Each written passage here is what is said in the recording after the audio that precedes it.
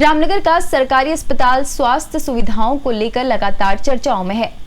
कुछ वर्ष पूर्व प्रदेश सरकार ने अस्पताल में आने वाले मरीजों को बेहतर स्वास्थ्य सुविधाएं देने को लेकर इस अस्पताल को पीपीपी मोड पर दिया था, लेकिन जब से ये अस्पताल पीपीपी मोड पर संचालित हुआ है, तभी से बदहाल स्वास्थ्य सुविधाओं को लेकर लगातार सुर्खियों में है। उपचार के दौरान चिकित्सकों व स्टाफ पर लगातार आरोप लगते रहे हैं, तो वहीं अस्पताल में उपचार के दौरान लापरवाही के चलते कई लोगों की जान भी जा चुकी है।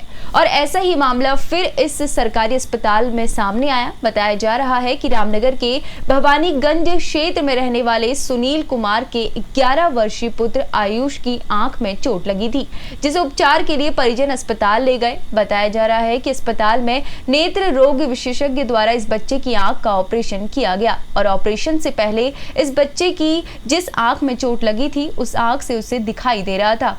परिजनों का आरोप है कि बच्चे की आंख के ऑपरेशन के बाद उन्होंने उसकी पट्टी खोली तो उसके बाद उसे कुछ नहीं दिखाई दे रहा। इसके बाद परिजन उसे एक रामनगर के प्राइवेट अस्पताल ले गए, जहां चिकित्सक ने बताया कि उसकी आंख की रोशनी जा चुकी है।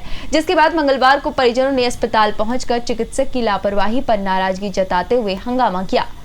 आरोपी चिकित्सक के खिलाफ कार्रवाई की मांग की। वहीं घटना के बाद अस्पताल पहुंचे पूर्व ब्लॉक प्रमुख संजय नेगी ने भी अस्पताल की लापरवाही पर कई आरोप लगाते हुए कहा कि लगातार इस प्रकार की घटनाएं होना ठीक नहीं है और पूर्व में भी उपचार में लापरवाही के चलते कई लोग अपनी जान गंवा चुके हैं। उन्होंने कहा कि कई बार इस अस्पताल को सरकारी तंत्र में चलने को लेकर धरने प्रदर्शन दिए जा चुके हैं, लेकिन सरकार जनता की समस्या को सुनने को तैयार नहीं है। साथ ही उन्होंने कहा कि जब सीएमएस के सामने चिकित्सक को बुलाया गया तो उल्टा चिकित्सक परिजनों के साथ उन पर और मीडिया पर भड़क गया और कहने लगा कि उनके द्वारा जो किया गया है वो सही है।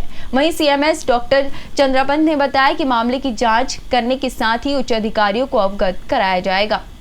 देखिए, आज सुबह मुझे पता चला कि एक 10 साल का बच्चा आरुष है, जो बहुत अत्यंत गरीब परिवार से है और वो कहीं बड़े हॉस्पिटल में जा भी नहीं सकता था। तो रामनगर का एकमात्र हॉस्पिटल है जो रामदत्त जोशी संयुक्त चिकित्सालय है, यही गरीब आदमी आता है और अपना इलाज कराता है।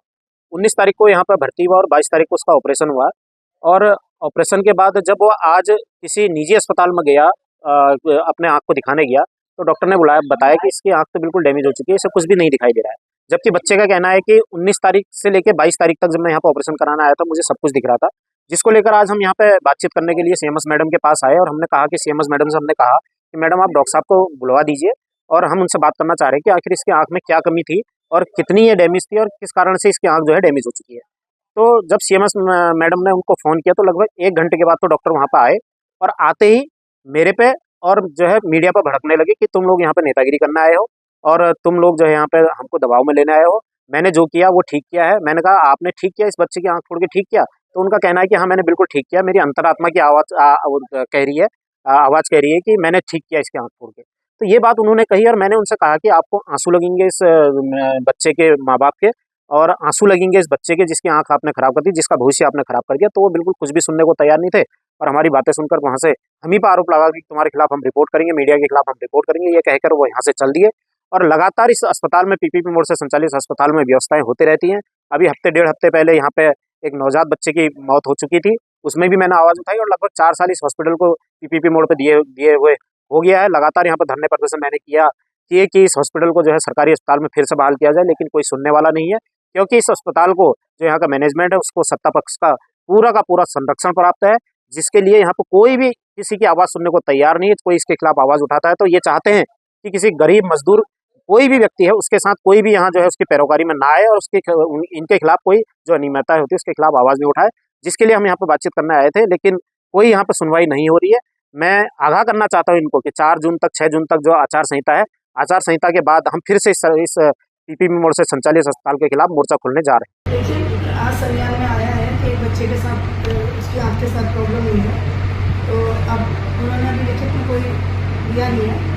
जब लिखित में कोई शिकायत आएगी तो उसके बाद ये जांच करेंगे। सुबह वाला मामला जो है वो अभी उसका भी कोई शिकायत आई नहीं है, लेकिन वो शायद हाइपरटेंसिव थी, महिला का ब्लड प्रेशर बढ़ा हुआ था, तो उसमें इसलिए कुछ परेशानी आई है, उसकी जांच कीजिए।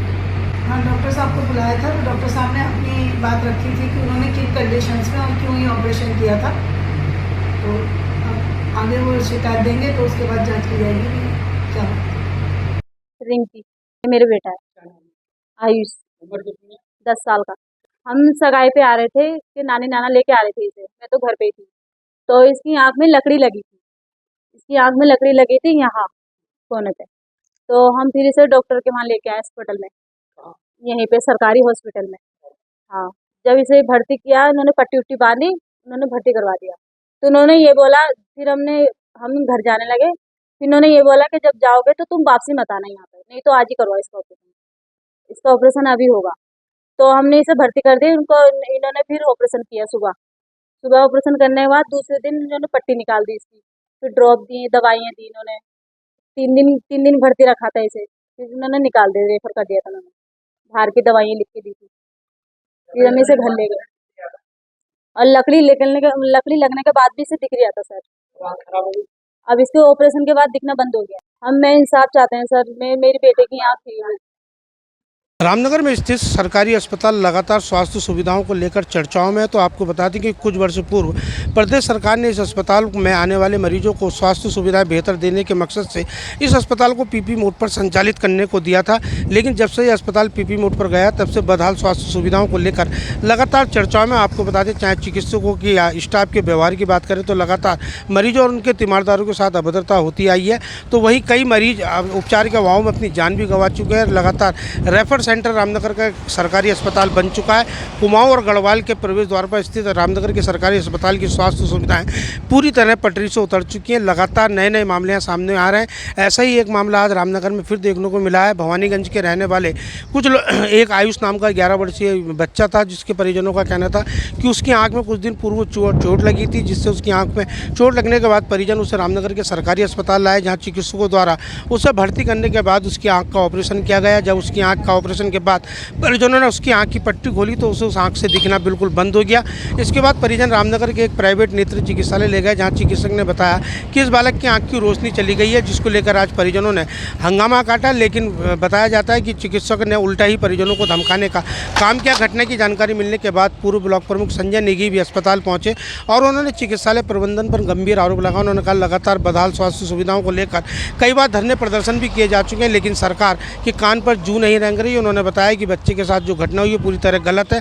पूर्व ब्लॉक प्रमुख संजय नेगी ने बताया कि जो बच्चे के साथ घटना हुई, जब सीएमएस के समक्ष उस चिकित्सक को बुलाया गया तो उल्टा चिकित्सक ने परिजनों को धमकाने के साथ ही उन्हें भी धमकाने का काम करते हुए मामले की कवरेज कर रहे मीडिया कर्मियों को भी धमकाने का काम किया। लेकिन मामले में सीएमएस डॉक्टर चंद्रा पंत ने बताया कि परिजनों द्वारा भी कोई लिखित शिकायत नहीं की गई है, लेकिन फिर भी मामला उच्च अधिकारियों के संज्ञान में डालने के बाद जाँच की जाएगी। रामनगर से राजीव अग्रवाल के साथ कैमरामैन बंटी अरोड़ा, JJ। ये थी रामनगर से हमारे संवाददाता राजीव अग्रवाल की रिपोर्ट। बाकी की तमाम खबरों के लिए आप बने रहिए JJN न्यूज़ के साथ। धन्यवाद।